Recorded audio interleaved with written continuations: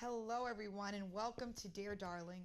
We are changing it up on this episode to discuss, drumroll please, the New York State budget. Many of you have asked about the budget process, and since we are currently finalizing it, it is a very timely topic. So let me give you a simplified overview of a complex process. The state's fiscal year begins April 1st and ends March 31st. This is different from a calendar year which runs January through December. These dates are important because our state budget is supposed to pass by the start of the new fiscal year. As you know, it does not always pass on time, but we're working very hard to come up with a solid plan for how your taxpayer dollars will be spent for the upcoming fiscal year. So how does the process begin? Just like you set up a budget for your personal home expenses, we hope, the governor develops a complete plan of proposed spending based on available revenues. The governor is required to seek and coordinate budget recommendations from state agencies to complete this task.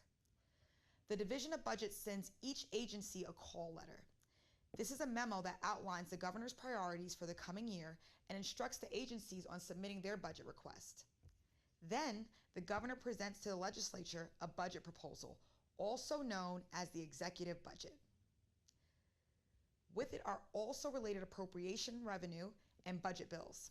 This happens during the annual State of the State address in January. Anyone can observe the State of the State address via a live feed to add a layer of transparency to the process. Are you with me so far?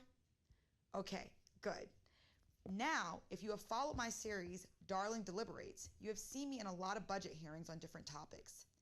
That is because the Assembly and Senate are required to conduct joint public hearings to organize spending priorities and come to an eventual agreement on the budget. During these hearings, we listen to the budget requests from state agency heads and ask questions that will help us respond to the governor's budget proposals. The hearings are also open to the public. The Assembly then issues our own one-house budget. The Senate does the same. Now, with 3 proposals on the table, we enter into negotiations to see how we can merge each proposal into one comprehensive, balanced budget we can be proud of. As you can imagine, this period of negotiation can get very intense. That is because too much is at stake.